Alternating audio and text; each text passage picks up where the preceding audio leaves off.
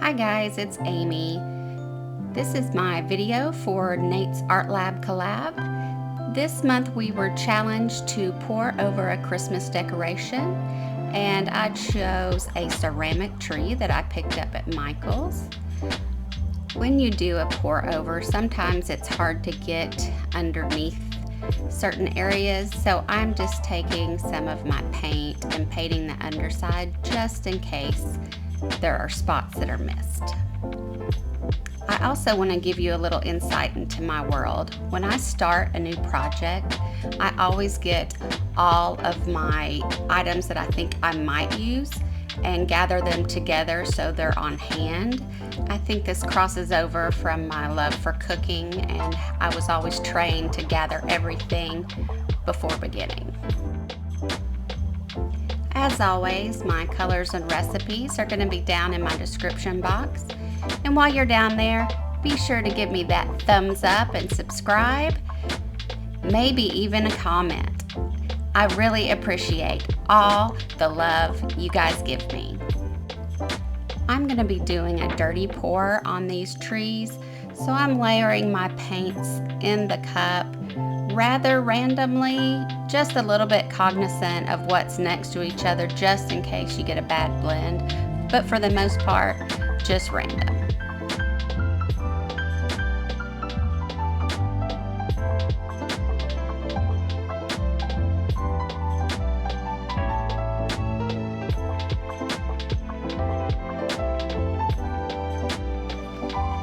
As I'm starting here, I just want to remind you that this video is sped up. I am doing this a little bit slower than this, and because of the layers of this tree, you can't just pour over from the top. You do have to go in from the side. So I'm just going to hush up and let you guys watch, and I may pop in from time to time with a little details, but enjoy.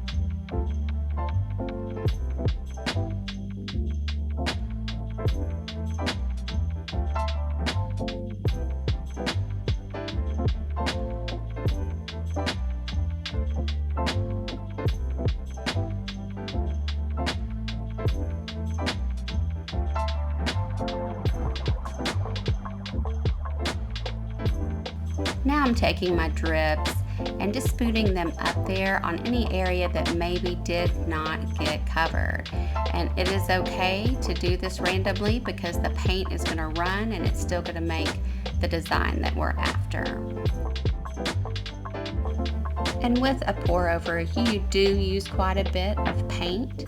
So I have that pan underneath to catch everything. And what is left at the end, I will pour into a container, save it for a base coat later. But you also have to remember to filter it because some little particles sometimes get in there. And I filter it, reuse it, and the different colors mixing and the different metallics and pearls, etc., make some of the most beautiful base coats. What I'm doing now is taking a little bit of glitter paint that I've mixed with some Floetrol, and I'm just putting it on the edges and letting it drip down. I've not done this before, so this is kind of a test. These glitter chunks are rather big in here, and I'm not sure how it's going to do, but we'll check it out at the end and see.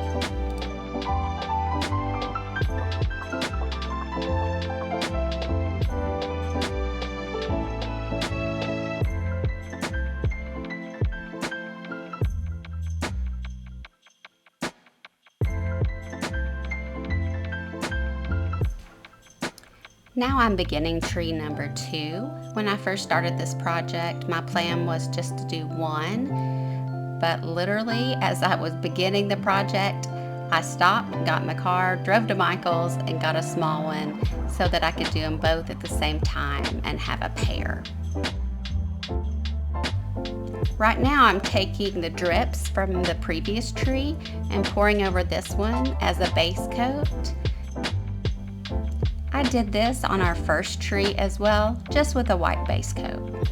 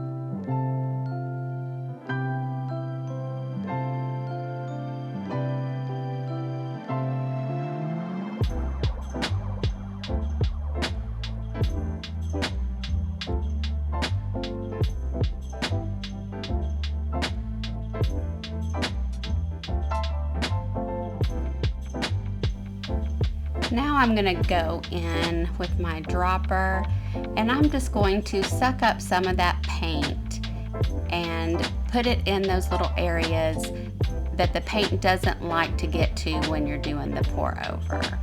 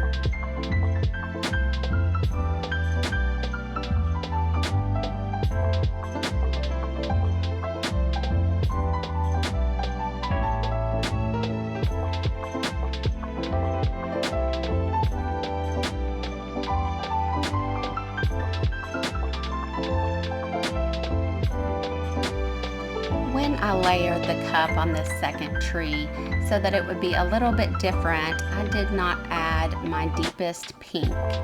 And as you can see, because I didn't add that and the way I layered this cup, all the colors are really blending more than I wanted them to. I think it's still going to turn out pretty.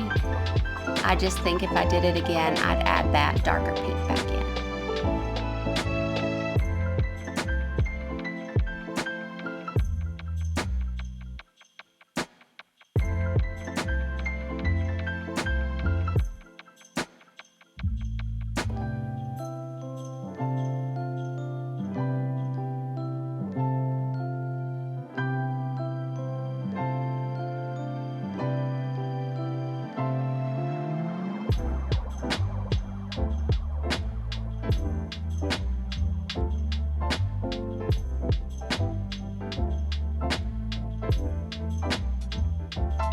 Now I'm going to show you what I did to get a beautiful pearlescent finish on this tree.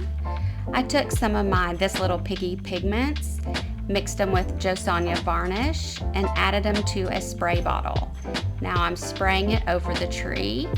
This makes a rather thick emulsion and it's hard to get out of the spray bottle, and it eventually did clog, but I did get enough out to give it a beautiful pearlescent look.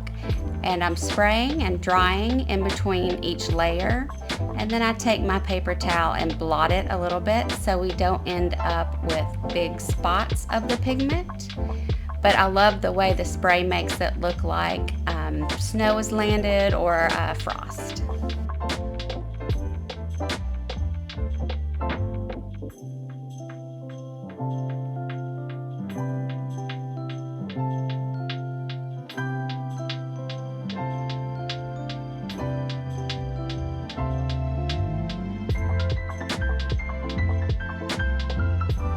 Now I'm going in with my fake snow. I did a little experiment using several different mediums, several different iridescent mediums to get the best one for what I felt like this tree needed. And I will give you the ingredients used, recipe, etc. down in my description box. I think it turned out pretty well, but I had to go back and embellish it a little bit. And I did a couple different layers, as you can see on this tree here. I even went in and tried to make some dripping off of it. Now I'm adding some very fine iridescent glitter to the wet snow paste that I made, just to give it a little extra sparkle. You do have to do this when it's wet or it won't stick, and you'll end up with even more glitter all over your house.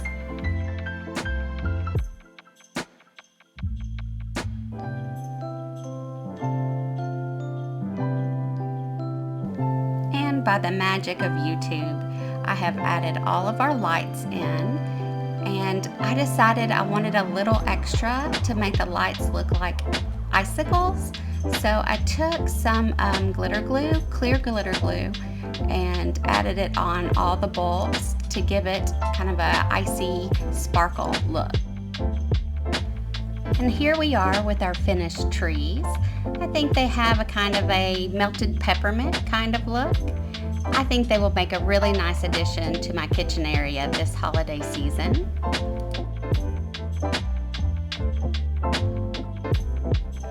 Guys, thanks for being with me today and watching all the videos in my collab with Nate's Art Lab. As always, please like, comment, share. Be sure to subscribe. Let me know if you have any questions. I hope you all have a happy holiday season. And I'll see you next time down on the canvas.